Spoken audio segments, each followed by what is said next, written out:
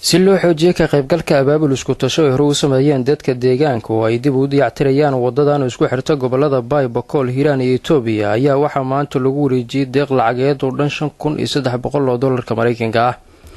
waxaana deeqdan ay ka timaaday jaaliyada Soomaaliyeed iyadoo uu si kooban ugu horeyn deeqdan u faahfaahiyay Ibrahim Cabdi Maxamed Nigeria oo ka tirsan shirkadda Kubac. anigoo ah Ibrahim Cabdi Maxamed kana tirsan shirkadda Kubac Training Company أنا وكيل حسن كوبع فونديشن بلدوينة وحان داخل عقد مسوق جرسي لبقف أو محسنين ونصور كل شيء وضدان حريري سوق بلدوينة يفرق إحنا نكون ريجنو داخل صوتان العقشان كل يصدح $100 دتكاس محسنين تأوسو مري قدوميها شركة كوبع أهنا madaxa foundationka Xasan Kubac Foundation marka dadka waxaan ku boorin lahaa inay wax qabsadaan sidii waxna la qabto dadweynaha wadooyinka halbowlahan aan u dhisano marka wax qabsada waxa lagu la qabtay maraysa marka waxaan ku wareejinayaa gudiga farsamada ee wadada Cismaan Barre Cumar aan ku wareeji gudiga gacanta ku haya dhismaha wadadan iyo odayada deegaanka ayaa dhankooda ka mahadceliyay wareejinta deeqdan ayagoona dhanka kale ka codsaday dadka kale ee Soomaaliyeed inay ka sii qayb qaataan dayactirka wadadan muhiimka ah. annagoo ah gudiga iskaashiga dhisaysa wadada xiriirisa degmada Beledweyne iyo degmada Firlibaax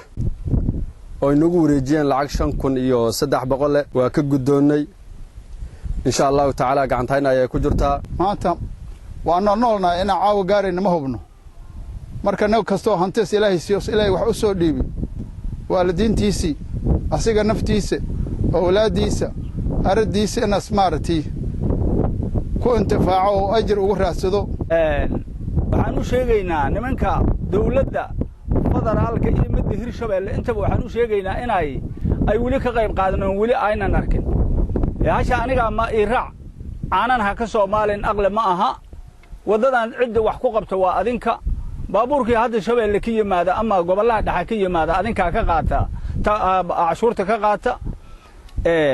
haddana wali waxaad soo hubiseen male ka qayb qaataan idan leenahay wadadan dhiso waa inaad wax maamushiin ama aad wax ku tiin hadaad rabtiin heer gobol iyo heer degmo heer maamul gobol heer federaal wax badan aan macnaha lala hadlay miidiyahan u marinay si geesanad ula fariisanay wali wax kama hayn wax jawaab wali kama hayn waxaan leenahay marka wadanka waxa way guriga iskiga jira waan ku xukumaa suurgal noqon mayso hadii la rabo wadanka in la xukumo in wax laga qabto mid markaa dhamaanayso ninaad kooma badal siiso markaa baahnay iyo sadaqa waligeed inta meesha tan la isticmaalaya soconays cidda wadadan wax ku darsata intayba wada tahay oo nafla bini aadanba oo maraya ajirkeedii mishaarkeeda oo socon asiga hadhinta ha joogo meelaha farciisa dhamaan waa u soconaysa. Cabdishakuur Maxamed Xasan, Zab TV, Beledweyne.